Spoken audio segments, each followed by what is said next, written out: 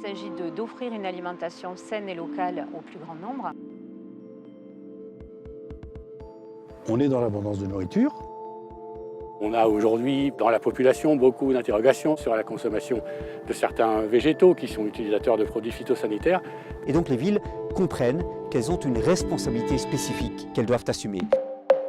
L'alimentation, elle touche beaucoup de choses. Elle touche le foncier, elle touche la restauration, elle touche les déchets, elle touche l'action sociale, elle touche le développement économique, elle touche l'urbanisme. Et donc une politique alimentaire urbaine, c'est une politique qui articule des interventions dans ces différents secteurs pour leur redonner une cohérence d'ensemble avec l'objectif de rendre le système alimentaire plus durable. Donc c'est compliqué.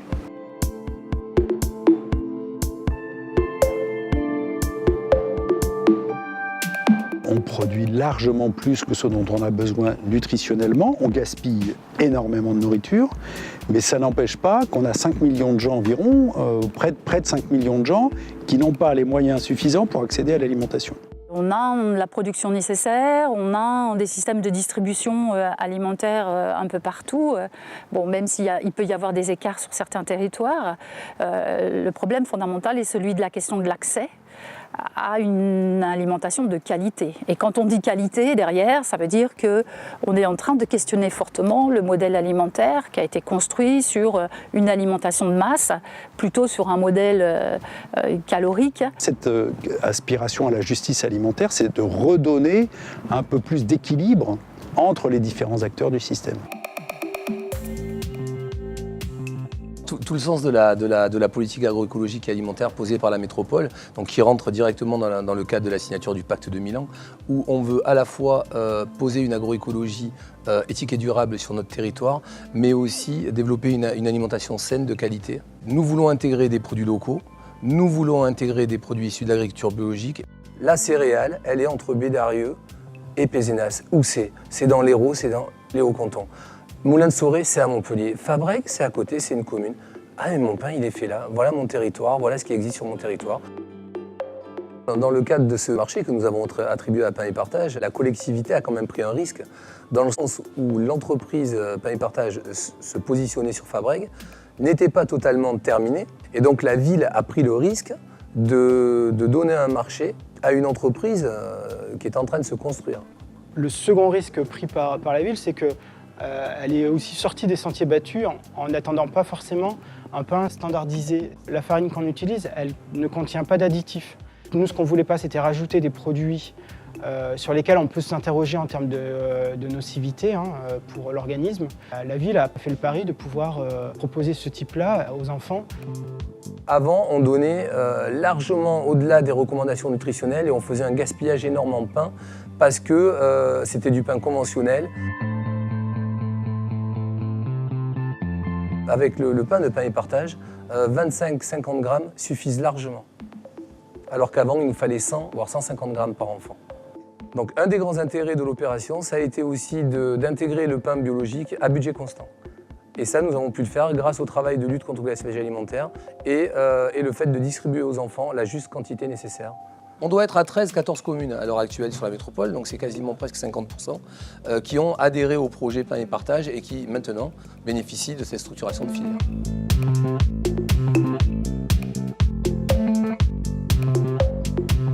C'est amener la production bio vers la collectivité. Donc il faut qu'on les aide. Ça passe par le foncier, ça passe par le donner des terres, les aider à s'installer et dire oui, on sera avec vous, on va vous acheter. Soit on lance des appels d'offres classiques avec une cinquantaine de lignes de produits et là, bien sûr, il n'y a que les distributeurs ou les grossistes ou les gros faiseurs qui peuvent répondre et obtenir le marché.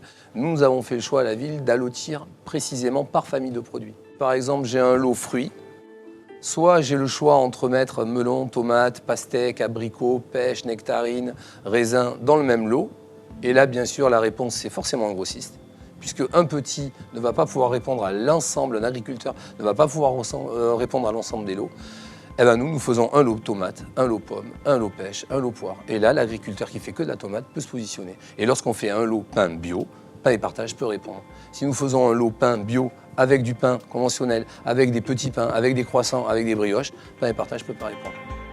Tout le sens qu'on veut donner aussi dans le cadre de cette mise en place d'économie circulaire, c'est le travail que nous faisons à la métropole avec nos partenaires institutionnels, que sont la Chambre d'agriculture, que sont les FR-CIVAM, que sont Sud et Bio, le réseau Impact. C'est grâce à tout ce travail transversal que nous avons pu poser et structurer cette filière de pain bio.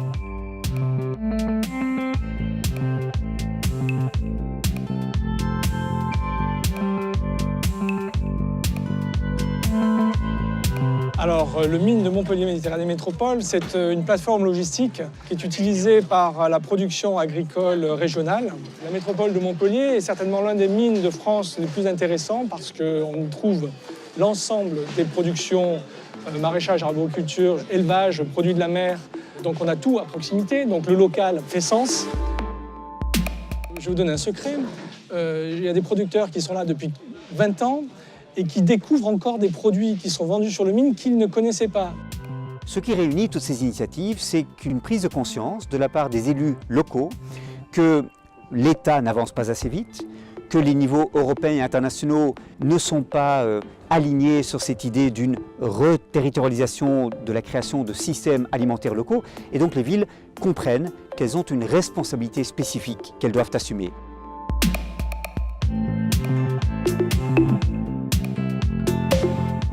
Nous, les mines, on est très optimistes dans l'avenir, dans la mesure où l'avenir, c'est les jeunes, et les jeunes veulent des produits locaux, veulent des produits sains. Attendez, à partir du moment où vous voyez un produit ici, c'est de saison, quoi. Donc ça sort de terre, tout ce qui est là. Ah ouais, ça sort de terre, ouais, ça sort de terre. On voit bien que les habitudes alimentaires évoluent. On a aujourd'hui dans la population beaucoup d'interrogations sur la consommation de viande, sur la consommation de certains végétaux qui sont utilisateurs de produits phytosanitaires. Oui, il y a effectivement une perte de confiance, je dirais pas dans l'alimentation, mais je dirais qu'il y a une perte de confiance dans les institutions qui régulaient le système alimentaire. L'État régulait le système et aujourd'hui, on se demande s'il n'est pas plutôt aux mains des lobbies. On ne sait pas si les scientifiques ne sont pas eux-mêmes financés par des groupes de lobbies. Et donc il y a une défiance, on peut même dire généralisée, des consommateurs vis-à-vis du système alimentaire. Pour essayer de retrouver des relations de confiance, la proximité, elle joue un rôle. Nous avons besoin de produits locaux. Là, vous êtes sous la halle des producteurs et vous sentez, on sent les produits.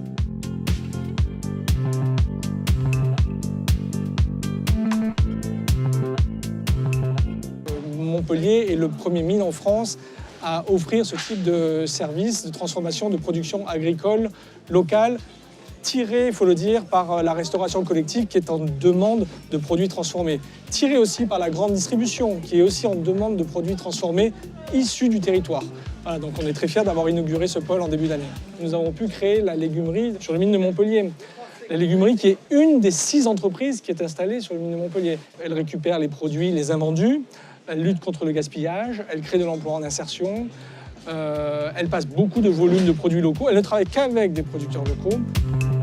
Ce qu'on appelle la relocalisation de l'agriculture, qui s'explique par cette réaction à la distanciation qu'a connue le système alimentaire. Donc ce qui est intéressant en parlant de politique alimentaire urbaine, c'est qu'en fait, dans l'histoire, il y a eu un rapport très important entre l'alimentation et la ville. C'est-à-dire que l'alimentation a littéralement façonné la ville. Et ici, à Montpellier, c'était dans le quartier qui s'appelle aujourd'hui le quartier des Beaux-Arts, qui était avant le quartier des abattoirs. On a éloigné l'alimentation, les animaux, les matières premières du centre de la ville. Et du coup, c'est vrai qu'on a perdu un petit peu ce lien organique qu'on avait historiquement avec l'alimentation. On ne sait plus d'où ça vient. Donc c'est vrai que ces mouvements de relocalisation et ces types de politiques publiques comme la P2A tentent à ramener un petit peu ce rapport, y compris d'un point de vue symbolique. Alors le niveau de la ville est devenu le niveau décisif de l'innovation en matière de relocalisation, de reterritorialisation des systèmes agroalimentaires. D'abord tout simplement parce que la ville c'est un territoire et cela permet de sortir de cette idée que l'alimentation c'est des chaînes longues, c'est des grands marchés, c'est des économies d'échelle et une standardisation de la production. La ville est bien placée pour mettre ensemble les acteurs locaux et notamment faire se rencontrer les producteurs locaux et les consommateurs de la ville. Ce qu'il y avait de vraiment innovant à Montpellier, c'était de penser une politique globale, c'est-à-dire qui voulait changer le système alimentaire pour le rendre plus durable. La ville est le niveau de gouvernance approprié pour une politique intersectorielle. Une politique alimentaire, c'est pas seulement une politique agricole, pas seulement une politique de santé, pas seulement une politique environnementale, pas seulement une politique de l'emploi ou de l'éducation, c'est tout cela ensemble. Et la ville peut, bien mieux qu'à des niveaux de gouvernance plus élevés, faire jouer ensemble ces différentes politiques sectorielles et les coordonner les unes avec les autres. Il s'agit d'offrir une alimentation saine et locale au plus grand nombre. Les gens attendent d'avoir du bon, d'avoir du local. On a envie d'avoir des produits qui ont du goût. C'est également soutenir l'économie agricole et l'emploi. La P2A elle a déjà un premier effet, c'est qu'elle montre aux citoyens que les politiques s'intéressent aux mêmes questions qu'eux. Et ça, c'est un moyen déjà de redonner confiance dans le politique. Les actions de chaque citoyen ne suffiront pas à changer le système. Il faudra aussi que politiquement le système y change.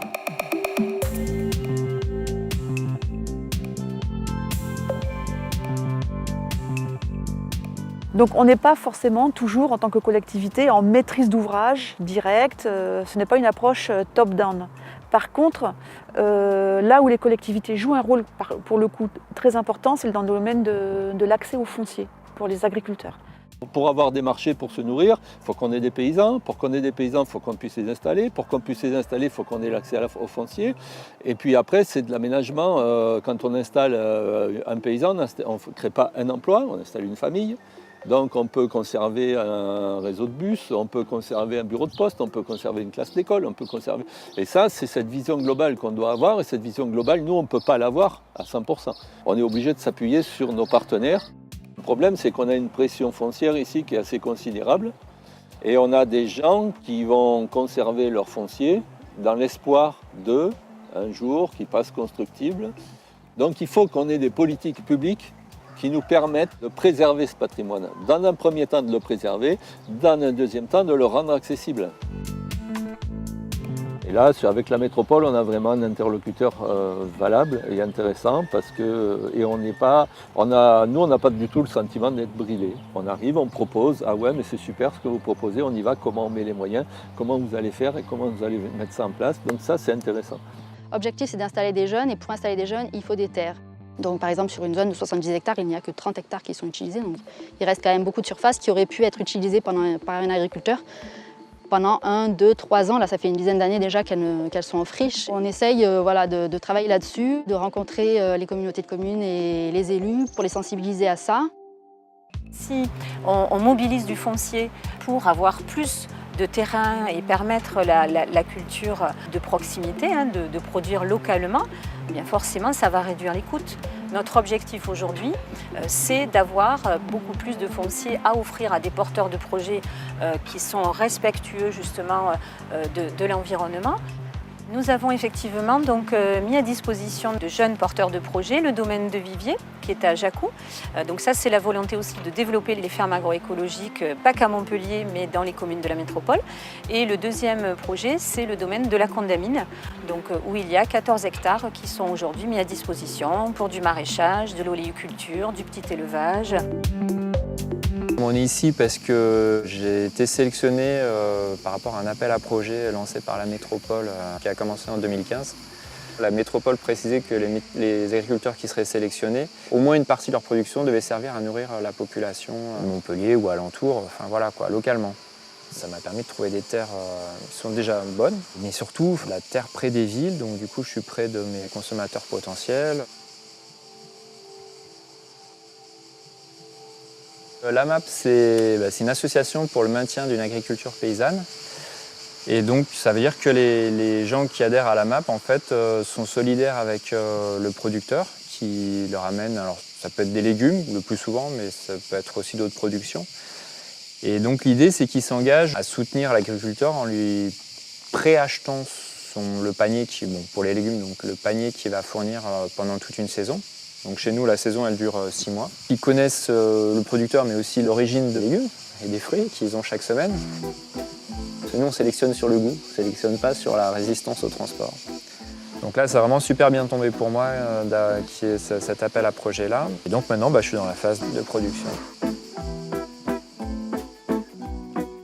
À l'époque, c'était pas trop clair entre agriculture, alimentation. C'était plutôt agriculture.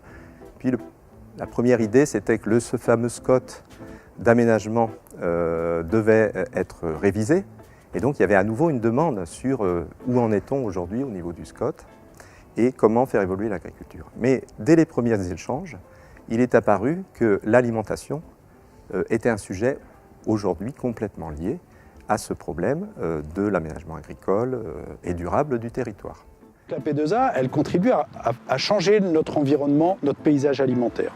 Favoriser la réinstallation d'agriculteurs, être sensible à la possibilité que les producteurs puissent venir vendre dans les quartiers, ça façonne le paysage, ça facilite l'accès à l'alimentation de qualité pour tout le monde, et donc ça joue sur les comportements.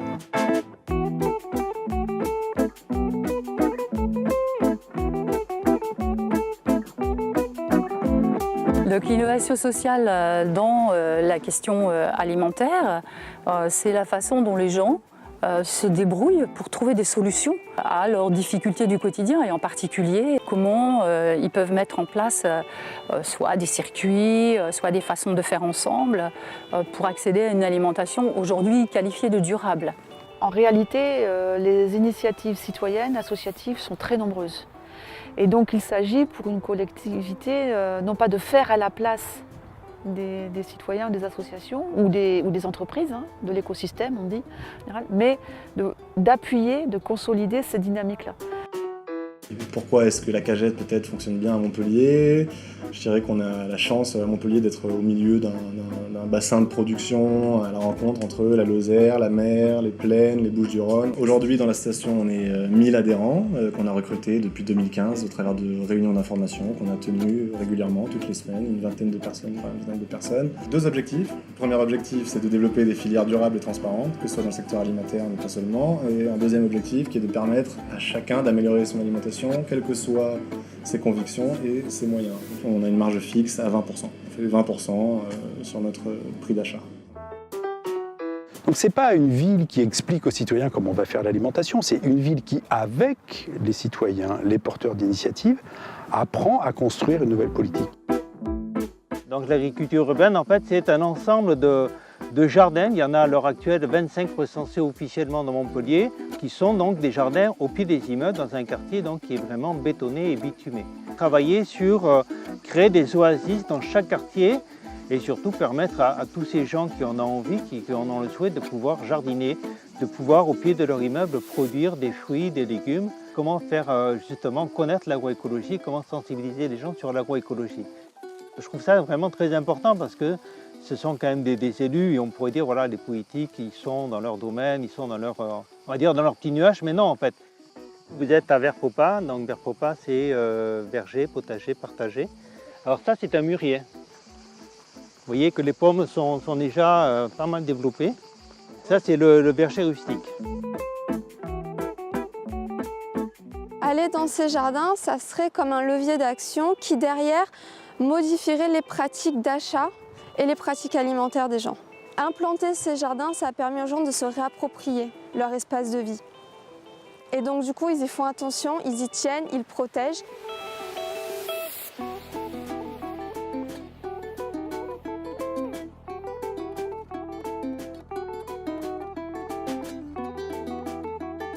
Une condition de réussite clé de la P2A, c'est de pouvoir animer ce mouvement qui vient de la base, de la part des producteurs, de la part des consommateurs, de la part des différentes initiatives associatives, et puis le soutien public à travers des politiques publiques cohérentes qui sont transversales aux politiques sectorielles déjà existantes. L'agriparc du Masnouguier, c'est un parc urbain, mais qui, au lieu d'être juste un parc récréatif, a une vocation aussi agricole. Donc c'est là l'originalité. Alors ce parc, qu'est-ce qu'il va être? Donc ça va être un lieu effectivement de récréation pour le grand public, mais un lieu alors à la fois de production agricole, dans le cadre des Compagnons de Maguelone, qui vont avoir une activité productive et donc économique. Théoriquement, il devrait y avoir des jardins partagés, des jardins familiaux, certainement un espace démonstratif de l'agroécologie. C'est de l'idée de faire une sorte d'oasis au sein de la ville de Montpellier. Le Masnouguier, c'est une petite partie de l'ensemble de la politique agroécologique alimentaire qui a été portée, donc c'est un petit élément, puisque cette politique a été portée de manière holistique à la base, en posant des jalons sur les filières, sur la recherche, sur les acteurs associatifs, sur les citoyens. On a commencé à travailler, nous, du côté des acteurs associatifs, sur un manifeste de l'agroécologie pour essayer de porter à la métropole un cap vers lequel on aimerait que la métropole aille. Il y a énormément d'initiatives, de savoirs, de compétences.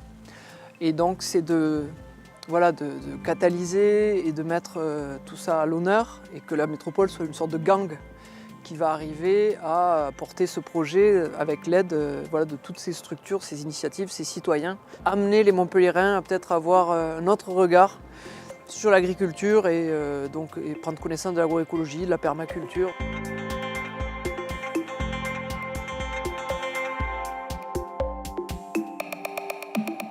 On sait que l'agriculture d'aujourd'hui, elle a été construite, elle s'est construite dans l'après-guerre pour nourrir les hommes et elle a réussi d'une certaine manière ça. Nos systèmes agricoles, ils sont basés sur le fait d'intensifier la production pour pouvoir répondre aux besoins alimentaires, mais dans une certaine voie qui a été de simplifier en fait les systèmes pour pouvoir les optimiser au mieux. Donc on les simplifie, on met de l'engrais azoté plutôt que de compter sur des cycles naturels. Pour le monde agricole, c'est la transition agroécologique qui va être importante à imaginer pour inventer des systèmes qui soient différents, et ils seront différents notamment parce qu'ils vont beaucoup plus s'inspirer de ce que fait la nature, c'est-à-dire des processus écologiques déjà à l'œuvre dans les écosystèmes, que l'on copie, que l'on imagine pour pouvoir les mettre dans les agrosystèmes. Donc l'agroécologie, c'est à la fois produire différemment, produire en s'inspirant de la nature, produire en valorisant ces processus écologiques, mais c'est aussi faire le lien entre la production et l'alimentation. Menée de façon agroécologique, aussi respectueuse de l'environnement, l'agriculture permet de lutter contre les risques. Risques d'inondation, risques d'incendie, etc. Et c'est à ce titre-là que l'on souhaite préserver ces terrains, mais surtout faire en sorte qu'ils soient accessibles de nouveau aux agriculteurs. Aujourd'hui, il est très difficile de s'installer.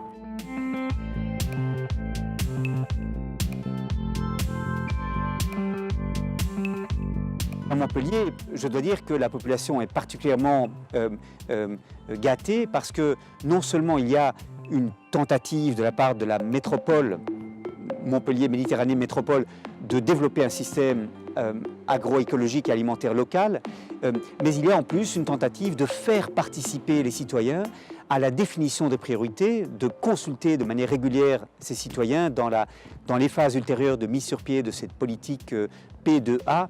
Et je pense que maintenant le moment est venu de se saisir de ces opportunités.